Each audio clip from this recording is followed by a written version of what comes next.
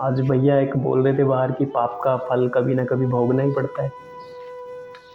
हाँ भैया, आप बिल्कुल सही बोल रहे हैं कि पाप का फल कभी ना कभी भोगना ही पड़ता है। हमें कभी भी ऐसी शंका नहीं करनी चाहिए कि मैंने तो पाप किया नहीं, फिर मुझे दंड क्यों मिल रहा है, या फिर मेरा पाप तो बहुत कम था, फिर अधिक दंड क्यों मिल रहा है। एक सुनी हुई घटना है, किसी गांव में एक सज्जन रहते थे, उनके घर के सामने एक सुनार का घर भी था। तो सुनार के यहाँ सोना आता रहता था और वो उसको बनाकर देता रहता था। अब एक दिन कुछ अधिक सोना आ गया। जब अधिक सोना आ गया तो जो सुनार के सिपाही थे, पहरेदार, उनको पता लगा कि आज कुछ अधिक सोना है। तो रात में उन्होंने, एक सिपाही ने उस सुनार को मारकर और वो बक्सा ले जाने लगा। अब जो सामने वो सज्जन रहते थे, वो रात में उठे लघु शंका के लिए। उन्होंने देखा कि सिपाही यार बक्सा लेके जा रहा है। उन्होंने उसको पूछा, भाई तू इस बक्से को कहाँ ले जा रहा है? तो सिपाही ने कहा, जो सिपाही पहरेदार था उसने कहा कि हल्ला मत कर, कुछ तू ले लेना इसमें से। तो वो बोला कि मैं चोर थोड़ी हूँ जो मैं ले लूँ।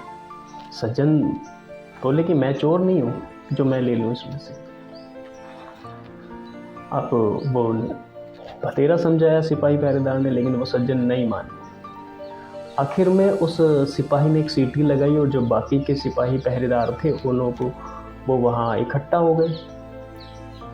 अब उसने बोला कि इसने सिपाही को मार दिया और बक्सा चोरी करके ले जा रहा है, ये मैंने पकड़ा है।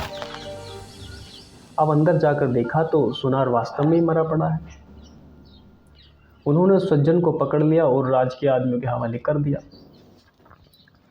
जज के सामने बहस हुई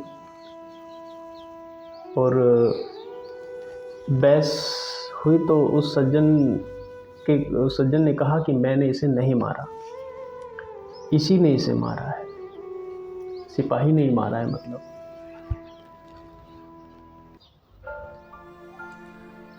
अब सब आपस में सिपाही मिले हुए थे।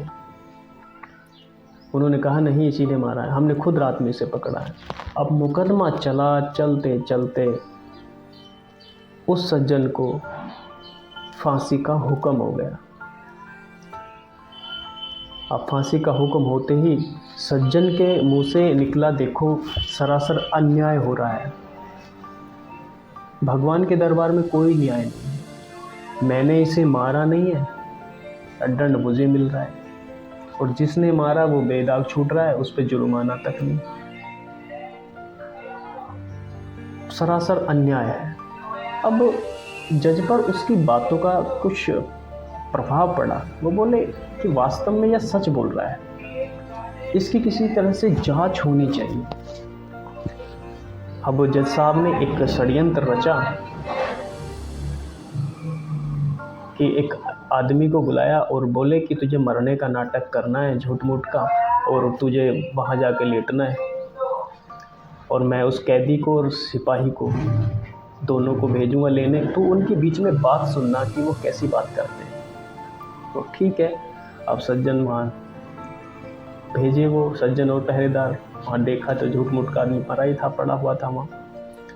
अब उन्होंने देखा, खाट उठाकर ले चलने लगे। अब खाट जब लाए तो वो चल रहे थे लेके उस खाट को, तो वह आपस में जो सिपाही था वो बोल रहा था कि देख, मैंने उस दिन तुझसे बात मना करा था ना, तो मेरी बात मान लेता तो मैं तुझे सोना भी मिल जाता और फांसी भी नहीं होती। देख लिया सच्चाई का फल। अब कैदी ने कहा मैंने तो अपना काम सच्चाई किया है, सच्चाई करा है, लेकिन फांसी हो गई तो हो गई।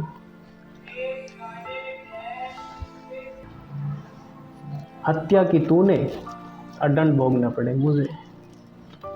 अब इन दोनों की बात वो झूठ मूठ का जो आदमी मरा पड़ा था उसने सुनी। अब जज के सामने वो खाट रखी गई जिस पे वो झूठ मूठ का आदमी मरा पड़ा था, उसकी चादर हटाई गई और वो उठ के खड़ा हो गया। तो सिपाही देख के उसे हक्का बक्का हो गया और उसने दोनों की बातें जज को बता दी। अब जज साहब ने उसकी बात सुनी तो जज साहब भी हैरान रह गए कि मैं मेरे से इसको ऐसा फांसी का हुक्म लिखा कैसे गया। अब जज साहब बोले उस कैदी जो सज्जन थे, कैदी सज्जन थे, उनको ले जाकर बाहर कि एक साइड में कि भाई आज मुझे एक बात बता कि तूने कभी कोई हत्या की है अपने जीवन में। वो बोला कि हाँ, बहुत समय पहले मैंने एक आदमी को मारा था। वो मेरी जो बीवी थी उसको मिलने आता था और मैंने उसको बहुत समझाया लेकिन वो नहीं समझा।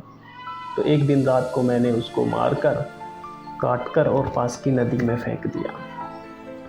अब जज साहब बोले कि हाँ, मैं भी तो कहूँ, मैंने आज तक किसी से रिश्वत नहीं ली, किसी से कोई बेईमानी का पैसा नहीं खाया, लेकिन आज एक निर्दोष को फांसी कैसे हुई। लेकिन अब तुझे फांसी तो होगी। और उस सिपाही को भी पकड़ लिया गया। तो भैया दोनों को सज़ा मिली।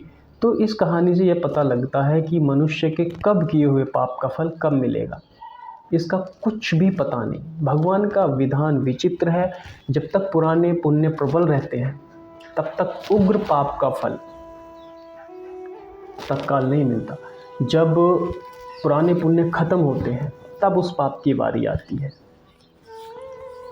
और पाप का फल तो भोगना ही पड़ता है, चाहे इस जन्म में भोगना पड़े या जन्म जन्मांतर में भोगना पड़े।